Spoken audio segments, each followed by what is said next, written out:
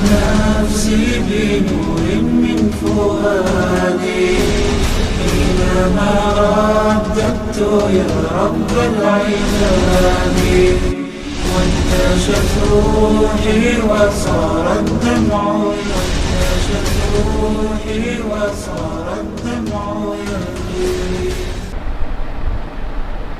تاخیر ہوئی لیکن آپ کا یہ اسلامک سینٹر تعمیر ہو گیا، اس پر میں اللہ کا شکر ادا کرتا ہوں،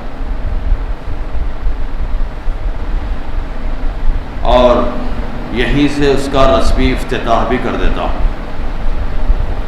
اللہ کے نام سے۔ اور اس کے ساتھ آج استقبال رمضان کا یہ جلسہ بھی منعقد کیا گیا ہے، کیوں کہ اس لیے کہ چند دن میں ایک دفعہ پھر ہم رمضان المبارک کے مہینے میں داخل ہو رہے ہیں۔ رمضان المبارک کا مہینہ ہم پر سایہ فگن ہوگا، اس کی رحمتوں کی بارش ہماری زندگیوں کو سیراب کرنے کے لیے برس رہی ہوگی۔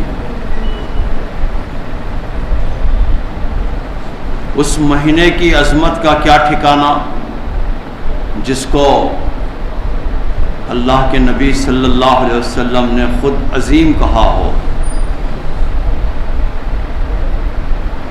بابرکت کہا ہو، جس مہینے کو اللہ کے نبی صلی اللہ علیہ وسلم نے عظیم کہا ہو، ہم اس مہینے کی عظمت اور اس کی بلندیوں، اس کی بزرگی کا تصور تک نہیں کر سکتے۔ کوئی بھی شخص اس کی عظمتوں اور بلندیوں کو بیان نہیں کر سکتا، زبانیں عاجز ہو جائیں گی، قلم سوکھ جائیں گے اس کی عظمت کو بیان کرتے ہوئے، اس کی برکتوں کو بیان کرتے ہوئے، اس لیے کہ نبی صلی اللہ علیہ وسلم نے خود اسے عظیم کہا ہے، بابرکت کہا ہے۔ تو دوستو، یہ اس طرح کی محفل کا سجانا یہ سنت تواتر بھی ہے۔ مسلمان بہت سی سنتوں کو یاد رکھا ہے الحمدللہ، لیکن عام طور پر ایسی سنتوں کو وہ یاد رکھا ہے جو اس کے لیے موافقت رکھتی ہیں، اور ایسی سنتوں کو وہ بھلا دیا ہے جو اس کے لیے موافقت نہیں رکھتی۔ مثلاً ہمارے حمید الدین عاقل حسامی مرحوم کہا کرتے تھے کہ مسلمان بہت زور سے کہے گا کہ مٹھائی کھانا سنت ہے، زور دے کر کہے گا، داڑھی رکھنا سنت ہے۔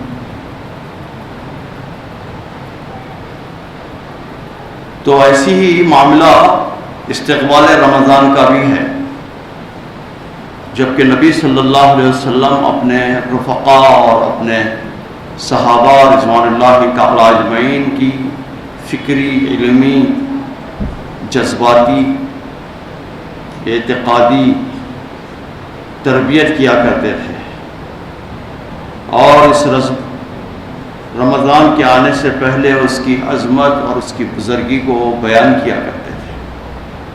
چنانچہ متفق علیہ روایت میں، جو مسلم شریف میں بھی ہے اور بخاری کے اندر بھی ہے، مشکات میں بھی ہے، مشکات کے صفحہ نمبر 426 پر یہ حدیث ہے حدیث نمبر 1862،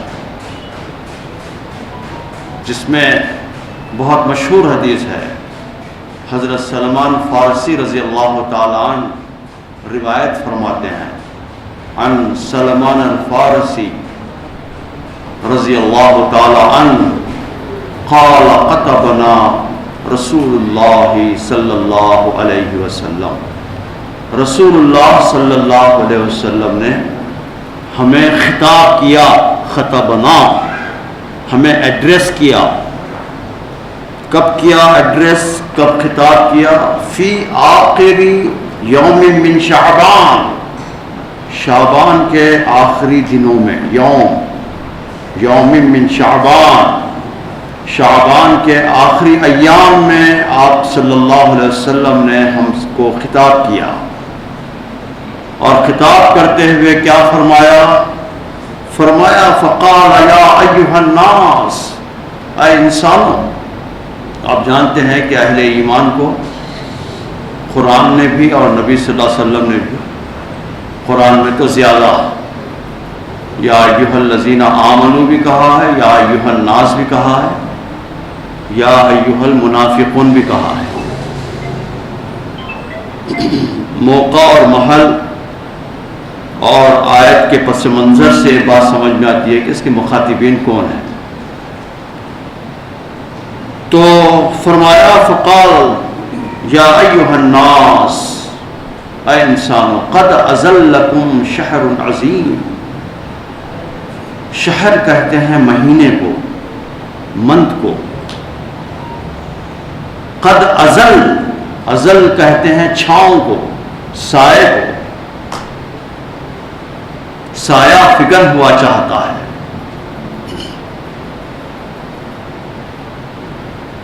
یہ قرآن مجید کی تفسیر ہے سید قطب شہید رحمۃ اللہ علیہ کی، اس کا نام ہے فی ظلال القرآن، قرآن کے چھاؤں میں۔ میرے ایک دوست ہیں ہسٹری کے پروفیسر علی گڑھ مسلم یونیورسٹی میں، ان کا نام ہے اشتیاق، ڈاکٹر محمد اشتیاق، لیکن ان کے گاؤں کا نام ہے چھاؤں، یو پی میں ایک گاؤں کا نام ہے چھاؤں۔ اس مناسبت سے انہوں نے اپنا نام رکھا محمد اشتیاق ذلی، ذل کہتے ہیں چھاؤں کو، سائے کو۔ تم پر مہینہ سایہ فکن ہوا چاہتا ہے، اور وہ مہینہ کیسا ہے؟ شہر عظیم، عظیم مہینہ، شہر مبارک، مبارک مہینہ، بابرکت مہینہ۔ اور وہ مہینہ کیا ہے؟ وہ مہینے کے اندر ایک رات ہے، لیلۃ خیر من الف شہر، اس مہینے میں ایک رات ہے جو 1000 مہینوں سے زیادہ افضل ہے۔ اور اس مہینے میں دن کے وقت میں روزہ رکھنا اللہ نے فرض کر دیا ہے، اور پھر بڑی تفصیل بیان کی، بڑا طویل خطاب ہے۔ اور جو کوئی اس مہینے میں ایک نفل اپنی رضا اور دل کی رضامندی سے کرے گا، تطوع، دل کی رضامندی کے ساتھ پہ کرے گا، تو اللہ تعالیٰ ایک فرض کا اسے ثواب عطا کرے گا، اور جو فرض ادا کرے گا تو 70 فرائض کا ثواب اسے اللہ عطا کرے گا۔ اور پھر اس مہینے کی خصوصیت یہ بھی بیان کی کہ وَهُوَ شَهْرُ الصَّبْرِ، یہ مہینہ صبر کا مہینہ ہے، یہ مہینہ صبر کا مہینہ ہے۔ صبر کسے کہتے ہیں؟ صبر بزدلی کو نہیں کہتے، ہاتھ پیر توڑ کر بیٹھ جانے کو نہیں کہتے، گاندھی جی کی مجبوری کو صبر نہیں کہتے۔ صبر کسے کہتے ہیں؟ اپنے موقف پر ڈر جانے کو اور جم جانے کو کہتے ہیں صبر۔ صبر کسے کہتے ہیں؟ اپنا کنٹرول اپنے ہاتھ میں رکھنے کو صبر کہتے ہیں۔ اور بے صبرا پن کیا ہے؟ اپنا کنٹرول دوسروں کے ہاتھوں میں دے دینا بے صبرا پن ہے۔ اور صبر کیا ہے؟ اپنا کنٹرول اپنے ہاتھ میں رکھنا ہے، اپنا لوکس خود اپنے ہاتھ میں رہے۔ اور پھر یہ مہینہ کیسا ہے اور صبر کا بدلہ کیا ہے؟ تو صبر کا بدلہ کیا ہے؟ وَالصَّبْرُ ثَوَابُهُ الْجَنَّةُ، اس کا بدلہ جنت ہے، جنت ہے۔ اور پھر یہ مہینہ کیسا مہینہ ہے؟ شہر المواسات، یہ مواسات کا مہینہ ہے۔ مواسات یعنی غم گساری کا مہینہ ہے۔ یہ مہینہ غم گساری کا مہینہ ہے۔ یہ مہینہ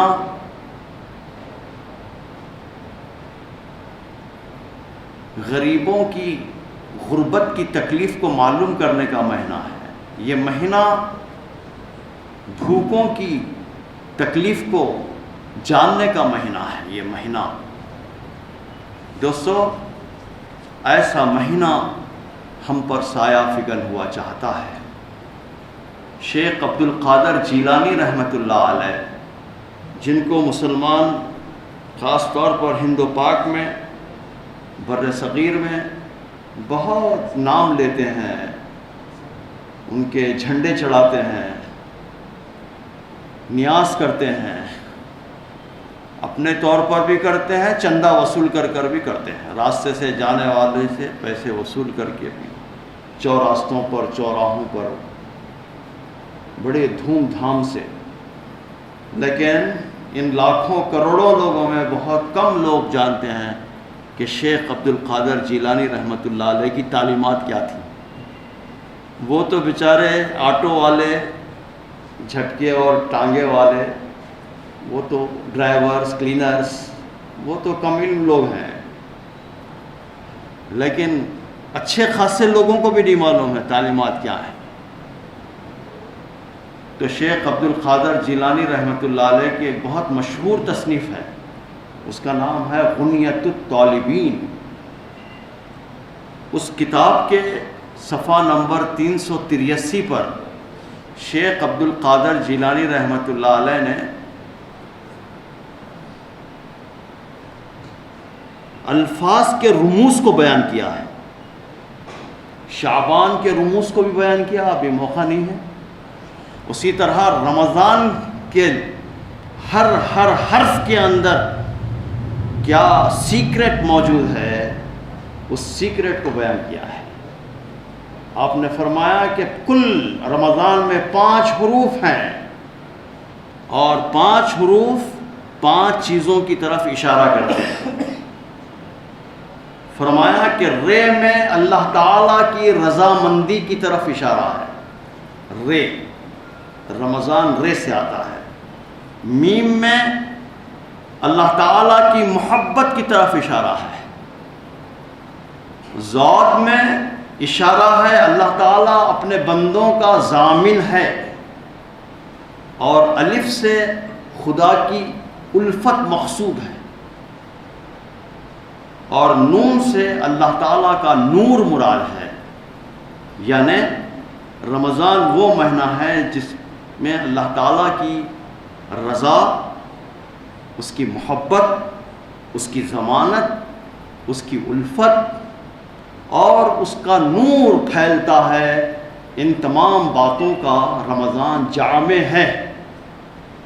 ایسا مہینہ ہم پر سایہ فگن ہوا چاہتا ہے۔ صحیح روایت میں ہے کہ نبی اکرم صلی اللہ علیہ وسلم نے ایک مرتبہ ارشاد فرمایا کہ اگر لوگوں کو یہ معلوم ہو جائے، یہ علم ہو جائے کہ رمضان میں اللہ تعالیٰ کس طرح ان کے لیے اجر رکھا ہے، تو لوگ تمنا کرنے لگیں گے کہ کاش سارا سال رمضان ہوتا، سارا سال رمضان ہوتا، یہ تمنا کرنے لگیں گے۔ تو صحابہ رضوان اللہ تعالی اجمعین نے عرض کیا کہ اللہ کے رسول صلی اللہ علیہ وسلم کچھ بتانے کی آپ زحمت بھی کریں گے؟ تو فرمایا کہ اللہ تعالیٰ رمضان سے رمضان تک جنت کو مزین کرتا ہے. مشکات شریف کی روایت ہے یہ. رمضان سے رمضان تک اللہ تعالیٰ جنت کو مزین کرتا ہے، یعنی ڈیکوریٹ کرتا ہے. جو نوجوان بچے ہیں نہیں جانیں گے مزین کرنا کسے کہتے ہیں. ڈیکوریٹ کرتے رہتا ہے. پھر جب افق سما پر رمضان کا ہلال نمودار ہوتا ہے تو جنت عرش کے نیچے سے ایک ہوا جاری ہوتی ہے جسے مسیرہ کہتے ہیں. یہ ہوا جب جنت کے درختوں سے ٹکراتی ہے تو ایک ایسی آواز نکلتی ہے، بہترین قسم کی آواز جو کبھی کسی نے نہ سنی ہوگی. ایسی آواز نکلتی ہے. دوسری جانب حورین، یعنی حور کی جمع ہے، حورین بننا سنورنا شروع کر دیتی ہیں اور وہ ٹیلوں پر، جنت کے ٹیلوں پر چڑھ کر پکارتی ہیں کہ ہے کوئی جو ہم سے نکاح کرنے کا آرزومند، اللہ ہم سے ان کا نکاح کرا دے. اور پھر جنت کے داروغہ سے پوچھتی ہیں کہ یہ کون سی شام ہے یہ؟ تو ابھی داروغہ جواب دینے ہی والا ہوتا ہے، وہ گنگناتی ہوئی کہتی ہیں کہ ہائے یہ تو رمضان کی شب ہے، یہ رمضان کی شب ہے. اس میں اللہ تعالیٰ امت محمدیہ صلی اللہ علیہ وسلم کے روزے داروں اور عبادت گزاروں کے لیے جنت کے دروازے کھول دیتا ہے. دوستو، ایسا مہینہ ہم پر سایہ فگن ہوا چاہتا ہے. مشکات شریف کی جلد اول صفحہ نمبر 425 میں یہ حدیث موجود ہے اور یہ حدیث بھی متفق علیہ ہے. آپ جانتے ہیں کہ مشکات شریف احادیث کا مجموعہ ہے، تو مشکات شریف کی جلد اول صفحہ نمبر 425 پر یہ حدیث موجود ہے، صحیح حدیث ہے. عن ابی ہریرہ قال قال رسول اللہ صلی اللہ علیہ وسلم اذا دخل رمضان فتحت ابواب السماء. جب رمضان داخل ہوتا ہے تو آسمان کے دروازے کھول دیے جاتے ہیں. فتحت کہتے ہیں اوپن کر دینا، کھول دینا. ابواب کہتے ہیں، باب کہتے ہیں دروازے کو. باب العلوم، باب عبدالعزیز، جو لوگ حج کر کے آئے معلوم ہے ان کو. باب جبریل، یہ سارے باب ہیں وہاں پر. باب کہتے ہیں دروازے کو، ابواب باب کی جمع ہے. تو سما کہتے ہیں آسمان کو. تو آسمان کے دروازے اللہ تعالیٰ جب رمضان داخل ہوتا ہے تو کھول دیتے ہیں. وفی روایتین، ایک اور روایت کے اندر موجود ہے، فتحت ابواب الجنہ، جنت کے دروازے کھول دیے جاتے ہیں. وغلقت ابواب الجہنم، غلقت کہتے ہیں شٹ ڈاؤن کر دینا، بند کر دینا. غلقت ابواب الجہنم، جہنم کے دروازے بند کر دیے جاتے ہیں. وسلسلۃ الشیاطین، سلسلت کہتے ہیں اریسٹ کر لینا، باندھ دینا، رسیوں سے باندھ دینا، گرفتار کر لینا. اور یہ شیاطین کو گرفتار کر لیا جاتا ہے، ان کو باندھ دیا جاتا ہے. وفی روایتین ابواب الرحمہ، فتحت ابواب الرحمہ، اللہ تعالیٰ رحمت کے دروازے کھول دیتے ہیں. حضرت سہل بن سعد رضی اللہ تعالیٰ عنہ کی روایت مشکات شریف میں ہی موجود ہے. یہ روایت بھی متفق علیہ ہے، حدیث نمبر 1861. مشکات شریف جلد اول. حضرت سہل بن سعد رضی اللہ تعالیٰ عنہ روایت فرماتے ہیں کہ نبی صلی اللہ علیہ وسلم نے فرمایا قال رسول اللہ صلی اللہ علیہ وسلم فی الجنت 8 ابواب منہا، جنت کے 8 دروازے ہیں. 8 کہتے ہیں 8 دروازے ہیں. ان دروازوں کے اندر ایک دروازہ ہے جو مخصوص ہے، وہ ہے یسمی الریان، اس کا نام ہے ریان. یسمی کہتے ہیں اسم، نیم ہے اس کا، ریان ہے. اور وہ کیا ہے، وہ اس کی اسپیشلٹی کیا ہے، اس کی خصوصیت کیا ہے؟ لا یدخلوہ، کوئی اس کے اندر داخل نہیں ہو سکے گا. لا یدخلوہ، کوئی داخل نہیں ہو سکے گا اس میں، الا الصائمون، سوائے روزے داروں کے. سوائے روزے داروں کے کوئی داخل نہیں ہو سکے گا. یہ ہے اس کی اسپیشلٹی. اور آپ صلی اللہ علیہ وسلم نے فرمایا کہ یہ وہ مہینہ ہے، وَهُوَ شَهْرٌ أَوَّلُهُ رَحْمَةٌ، اس کے پہلے حصے میں رحمت ہے، وَأَوْسَطُهُ مَغْفِرَةٌ، اس کے وسط میں مغفرت ہے، وَآخِرُهُ عِتْقٌ مِّنَ النَّارِ، اور اس کے آخری حصے میں نجات ہے، دوزخ سے رہائی ہے آخری حصے میں. تو یہ وہ مہینہ ہے جو ہم پر سایہ فکن ہوا چاہتا ہے. ہمارے کیفیت بھی عجیب ہے. پہلے حصے میں بڑا جوش رہتا ہے، دوسرے میں ٹھنڈے پڑ جاتے ہیں، تیسرے میں بازاروں میں چلے جاتے ہیں. جب جہنم کے دوزخ کے عذاب سے رہائی کا وقت ہوتا ہے، امت کے نوجوان اور بیٹیاں، بہویں سب بازاروں میں رہتی ہیں. مہندی سجتی ہے، مہندی لگانے کے لیے، حجامت بنانے کے لیے ٹیلرز کے پاس میں، لینڈریز کو پھرتے ہیں. دوستو، یہ وہ مہینہ ہے. اور اس مہینے کی عظمت کے کیا ٹھکانے آپ بتائیے.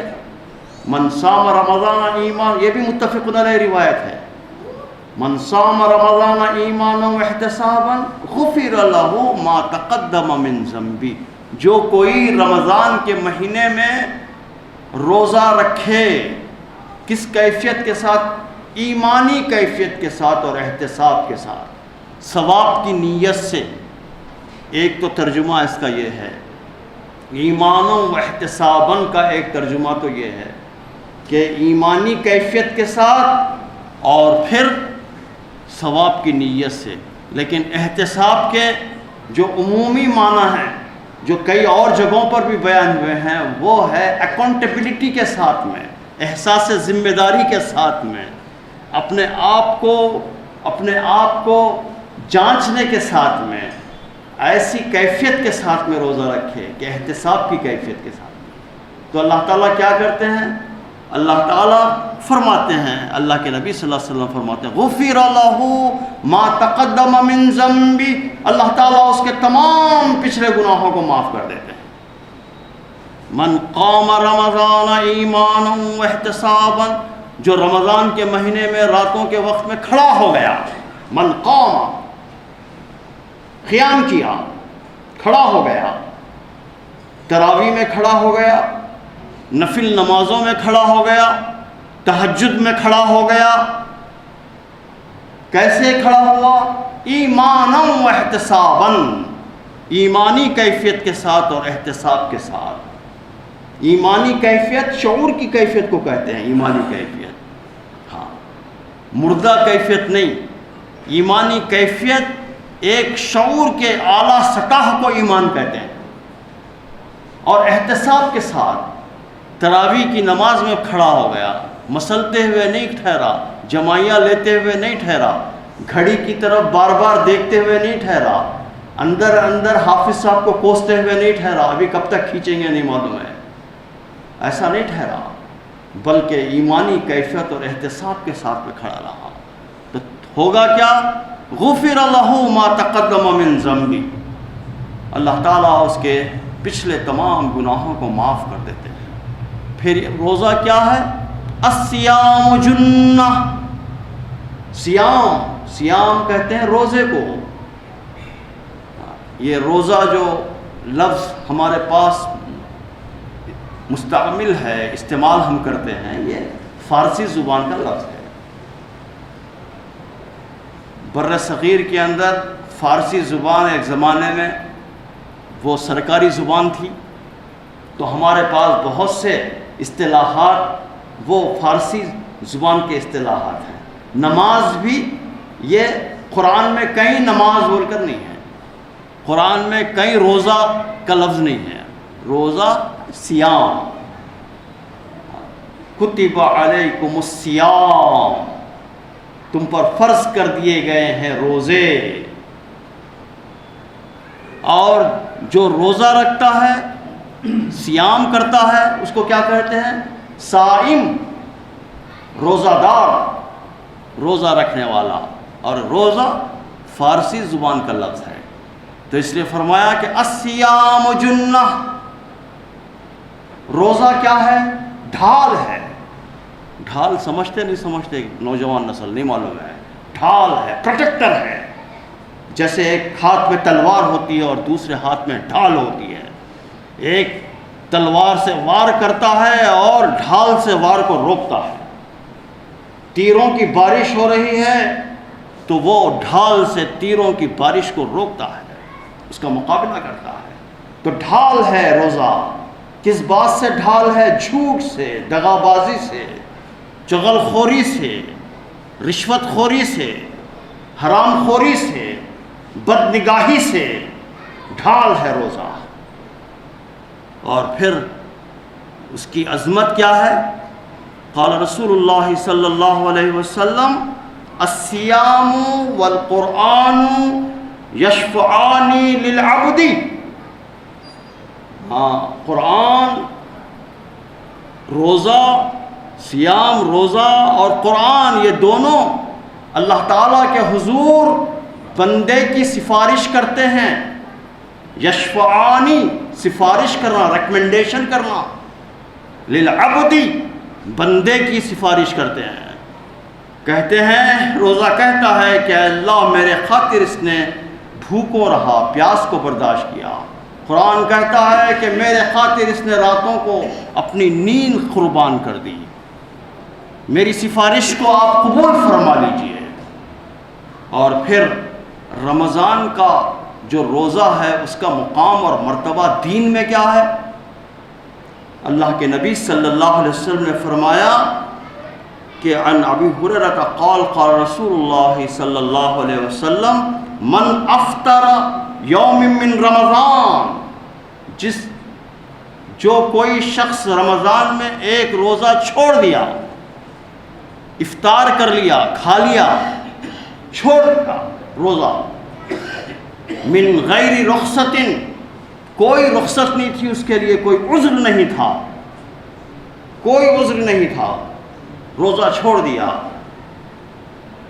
ولا مرض، اور کوئی مرض بھی نہیں لاحق ہوا تھا اس کو، اور روزہ چھوڑ دیا، رمضان کے مہینے میں ایک روزہ چھوڑ دیا، اور پھر اس نے اگر اس کے بدلے میں وہ مدت العمر روزہ رکھے، فرمایا الدہر کلہ وان صامہ، وہ پوری عمر بھر روزہ رکھے، تواتر کے ساتھ میں روزہ رکھے، کنٹینیویشن کے ساتھ میں روزہ رکھے، تب بھی اس ایک روزے کا بدل نہیں ہو سکتا۔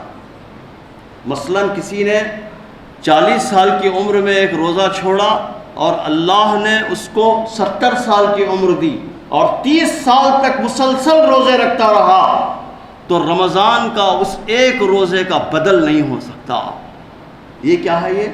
یہ دین ہے، روزے کا بدل ہے، قضا ہے، روزے کی قضا ہے الحمدللہ۔ وہ کیا ہے؟ وہ ہے فقہ، وہ ہے قانون۔ دین یہ کہتا ہے کہ روزے کا کوئی بدل نہیں ہے، اور قانون اور فقہ یہ کہتا ہے کہ ایک روزے کا قضا ہو سکتی ہے، بعد میں وہ روزہ رکھ سکتا ہے، بعد میں روزہ رکھ سکتا ہے۔ یہ ہے چونکہ ہم لوگ بر صغیر کے اندر جو مسلمان پائے جاتے ہیں اکثریت وہ قانونی مسلمانوں کی ہے، فقہی مسلمانوں کی ہے، حقیقی مسلمانوں کی بہت کم ہے، جس کے نتیجے میں ہم کو روزہ چھوڑنا بہت آسان ہے۔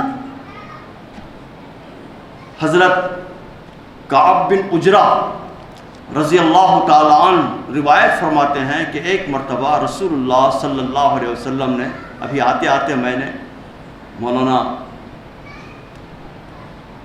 ابو الحسن علی ندوی علیہ رحمہ کی بھی کتاب میں نے پڑھی، اس میں بھی یہ روایت پہلے لکھی ہے، انہوں نے اپنے خطبے کے اندر یہ روایت پہلے موجود ہے ان کی اس کتاب کے اندر، میرے گاڑی کے اندر موجود ہے وہ کتاب۔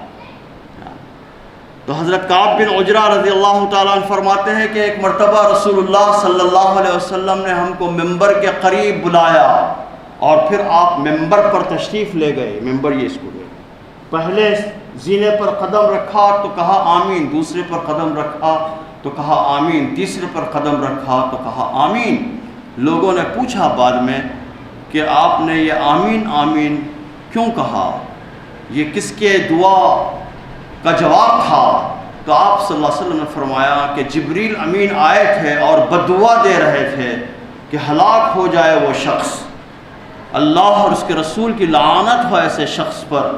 دو چیزیں تو میں چھوڑ دیتا ہوں، لیکن تیسری چیز جو ہمارے سبجیکٹ سے متعلق ہے وہی بیان کروں گا کہ لعنت ہو ایسے شخص پر جو رمضان جیسا مہینہ پائے اور روزے رکھ کر اللہ کو راضی کرنے کی کوشش نہ کرے، ہلاک ہو جائے ایسا شخص، لعنت ہو ایسے شخص پر، اللہ اور اس کی رسول کی لعنت ہو ایسے شخص پر۔ حضرت ابو امامہ باہلی رضی اللہ تعالیٰ عنہ ارشاد فرماتے ہیں کہ نبی اکرم صلی اللہ علیہ وسلم ایک مرتبہ دوپہر کے وقت تھوڑی دیر کے لیے آرام کیے اور اس کے بعد آپ نے فرمایا کہ میرے پاس دو لوگ آئے تھے، یعنی دو فرشتے آئے تھے، اور انہوں نے مجھے جگایا اور مجھے وہ ایک دشوار گزار پہاڑی کی طرف وہ لے گئے اور انہوں نے مجھ سے کہا، فرشتوں نے مجھ سے کہا، مجھ سے یعنی نبی صلی اللہ علیہ وسلم سے کہا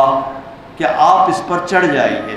تو میں نے کہا کہ میں اس پر چڑھ نہیں پاؤں گا۔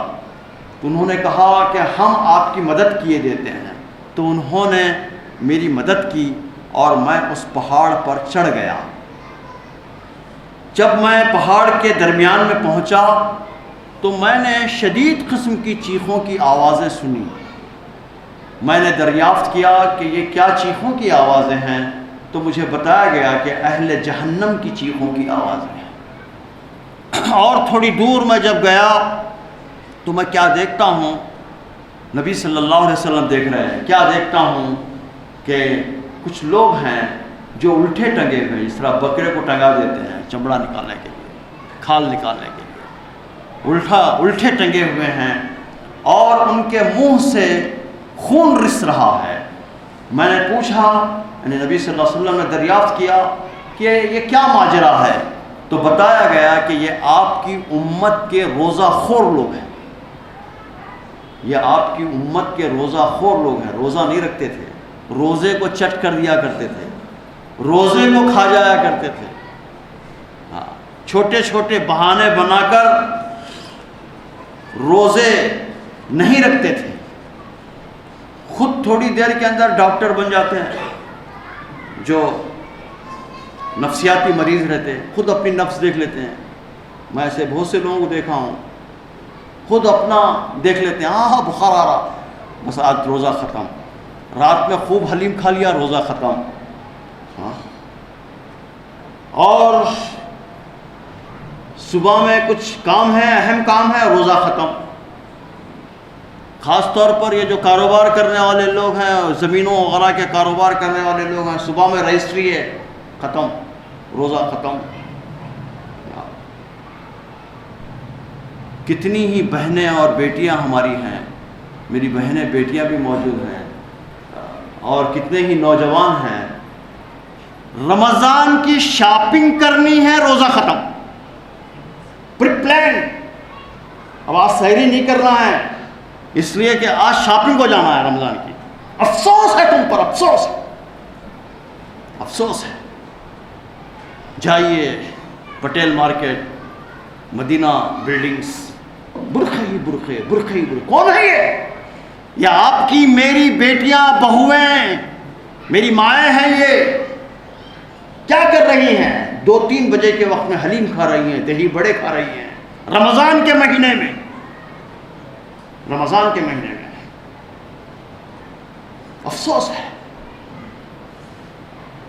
اللہ تعالیٰ کی رحمت ایسی قوم پر، ایسی امت پر کیسے نازل ہو سکتی ہے؟ دوستو، رمضان کا مہینہ سایہ فگن ہوا چاہتا ہے. اس کی عظمتیں، برکتیں بلا شبہ بڑی عظیم ہیں، لیکن ایسا بھی نہیں ہے کہ اس کی رحمتیں اور اس کی برکتیں ہر اس شخص کے حصے میں آ جائیں جو ایام گردش سے ان ایام کو پا جائے.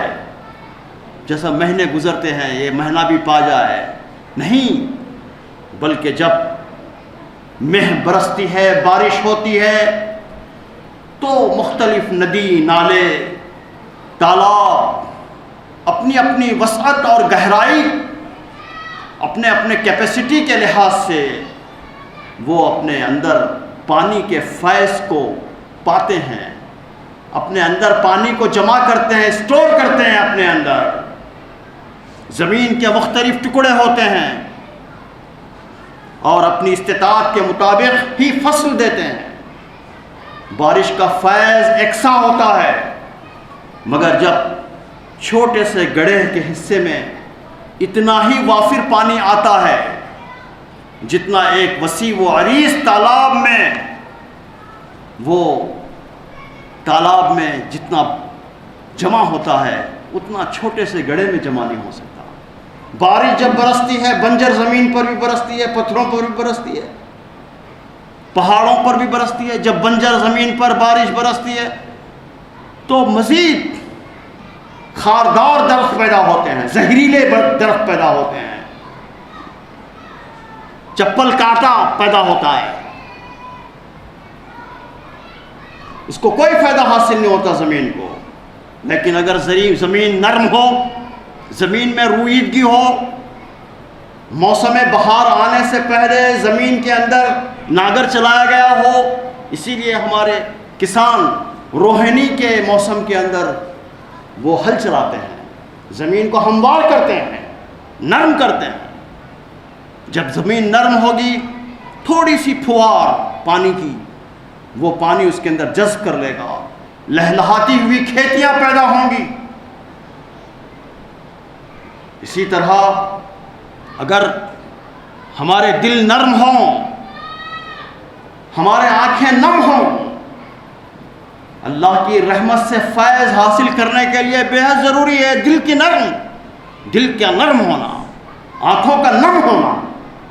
ہمارے دل نرم ہوں، ہماری آنکھیں نم ہوں، اور پھر اپنی صلاحیت اور استطاعت کے مطابق ہم اس نرم دل کی زمین کے اندر ایمان کے بیج کو بوئیں گے تو انشاءاللہ اعمال صالحہ کی لہلہاتی ہوئی کھیتیاں کاٹیں گے، اور کل آپ آخرت کے میدان میں آپ بادشاہ ہوں گے،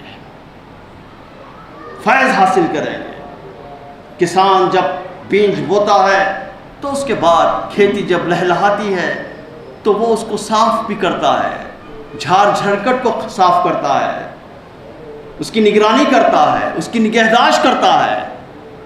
بارش کے آنے سے پہلے بھی وہ الرٹ رہتا ہے، بارش کے وقت بھی الرٹ رہتا ہے، بارش کے بعد بھی وہ ہوش مند اور الرٹ رہتا ہے. ایسا ہی کسان کھلیان کرتا ہے.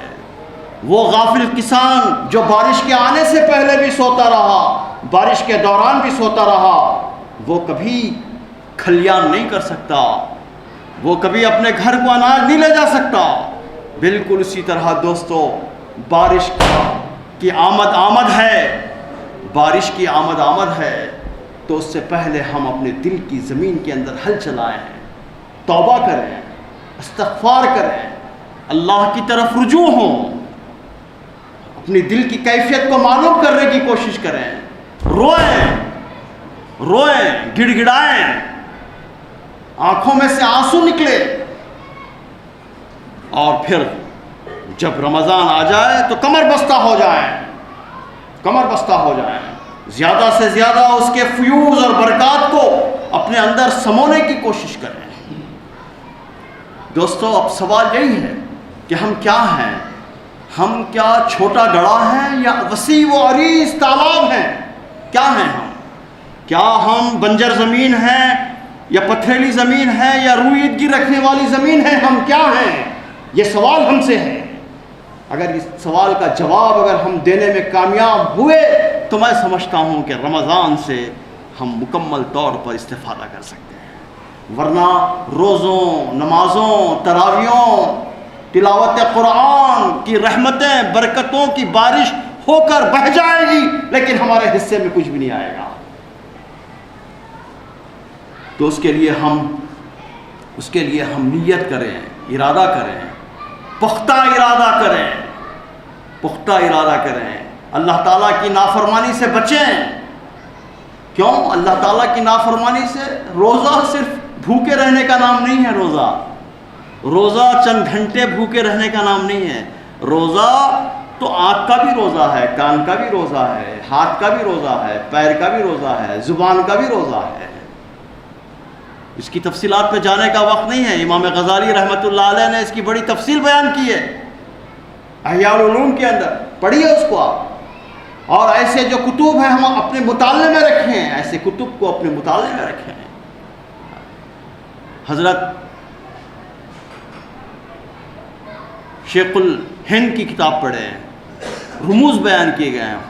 حجت اللہ بالغہ پڑھیں، اس کے اندر جو سیکرٹس ہیں وہ بیان کیے گئے ہیں، روزے کے جو سیکرٹس ہیں بیان کیے گئے ہیں۔ غنیت الطالبین پڑھیں، الفاظ کے تک رموز بیان کر دیے گئے ہیں۔ تو انشاءاللہ پھر یہ مہینہ ذکر کا مہینہ ہے، دعا کا مہینہ ہے، گڑ گڑانے کا مہینہ ہے، اللہ کو راضی کرنے کا مہینہ ہے، شب قدر کو تلاش کرنے کا مہینہ ہے، اعتکاف کرنے کا مہینہ ہے۔ اعتکاف کے معنی کیا ہے؟ سب سے کٹ کر اسی کے ہو رہنا، اس کے چوکٹ پر اپنی جبین کو بچھا دینا، پوری دنیا سے کٹ جانا۔ لیکن اب اعتکاف کیسا ہو رہا ہے؟ اعتکاف بھی ہو رہا، سوشل میڈیا بھی چل رہا، فیس بک بھی دیکھ رہے ہیں، واٹس ایپ بھی میسیجز جا رہے ہیں، میں اب کھانا کھا لیا، اب ہو گیا۔ افسوس ہے، ظاہر ہے کہ ایسے اعتکاف کے اندر کیا برکت ہوگی اور کیا تربیت ہوگی۔ دوستو، قیام لیل ہے، سحری سے کچھ دیر پہلے اٹھ جائیے، انشاءاللہ مستغفرین بالاسحار کے اندر انشاءاللہ شامل ہو جائیں گے۔ ہم تھوڑی دیر پہلے اٹھیں، استغفار کرنے والے اور راتوں میں ٹھہرنے والے بن جائیں گے ہم انشاءاللہ۔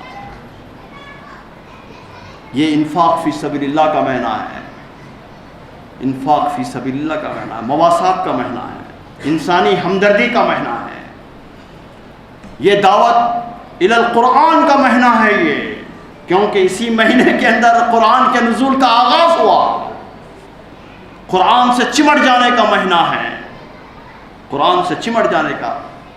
قرآن مجید کے اندر رمضان المبارک کے احکامات ایک ہی جگہ آئے ہیں تسلسل کے ساتھ میں، ابھی تلاوت بھی ہوئی اس کی۔ قرآن مجید کے اندر احکامات رمضان بیان کرتے کرتے اچانک ایک آیت آ گئی ہے، وہ آیت کی تلاوت میں نے کی ابھی، اچانک آ گئی درمیان میں۔ وہ کیا ہے؟ وَإِذَا سَأَلَكَ عِبَادِي عَنِّي فَإِنِّي قَرِيبٌ۔ اے نبی صلی اللہ علیہ وسلم، میرے بندے میرے متعلق پوچھے تو ان سے کہو کہ میں ان سے بالکل قریب ہوں۔ اللہ کی قربت حاصل کرنے کا مہینہ، قریب، اجیب دعوت الداع، جب وہ مجھے پکارتے ہیں، دعا کرتے ہیں تو میں ان کی دعاؤں کا جواب دیتا ہوں، ان کی پکار کا جواب دیتا ہوں۔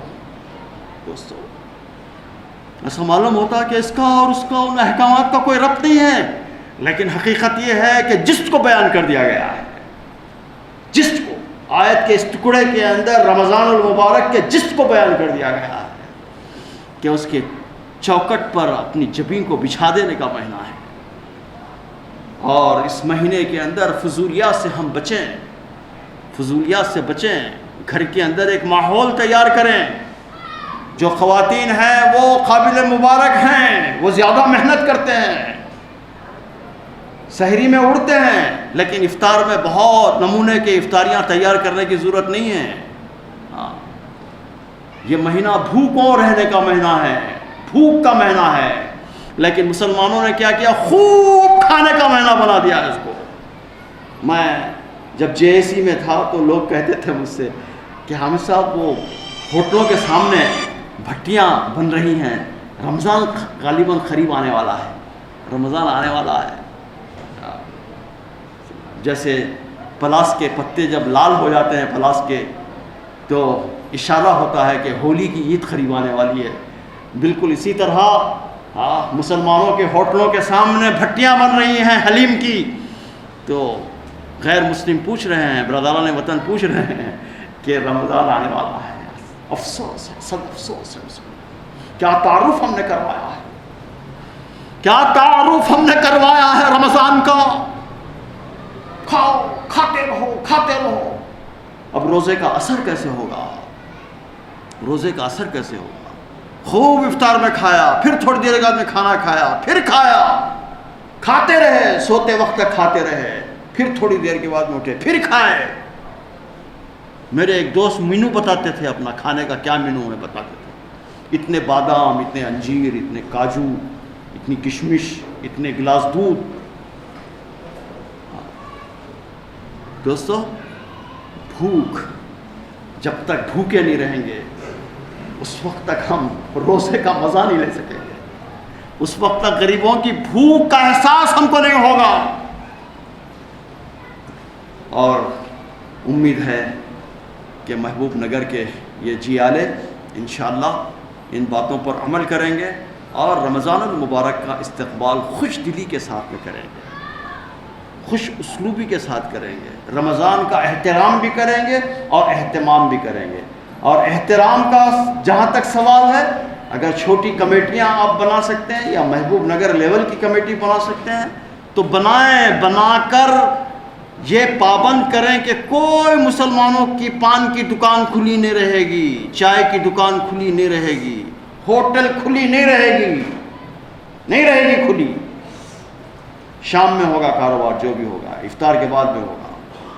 یہ طے کر سکتے ہیں تو میں سمجھتا ہوں کہ بہت اہم میسج جائے گا، بہت اہم میسج جائے گا کہ لوگ اس کا احترام بھی کرتے ہیں، اور ایسا کرنا محبوب نگر جیسے ٹاؤن میں ممکن ہے، ایسا کرنا ممکن ہے۔ اسی لیے نبی صلی اللہ علیہ وسلم نے چھوٹے شہروں کو پسند کیا، بڑے شہروں کو پسند نہیں کیا۔ اس لیے کہ اس طرح کے اجتماعی اقدامات چھوٹے شہروں میں اچھی طرح ہو سکتے ہیں۔ یہاں مولانا بھی موجود ہے، کوثر صاحب بھی موجود ہیں، انشاءاللہ اگر علماء وغیرہ بیٹھ کر ان لوگوں کو لے کر ان کو سمجھائیں کہ اس کے اندر برکت ہے، آپ کی جو کچھ بھی تجارت ہوگی وہ افطار کرنے کے بعد میں اس سے زیادہ آپ کمائیں گے۔ ان پر اگر آپ واضح کریں اور ان کو کنونس کرنے میں آپ کامیاب ہو جائیں تو انشاءاللہ اللہ کی ذات سے امید ہے کہ ایک اچھا میسیج جائے گا۔ وہ میسیج ایسا ہوگا جو رمضان کا صحیح تعارف کروائے گا۔ اشرقت نفسي بنور من فؤادي حينما رددت يا رب العباد، وانتشت روحي وصار الدمع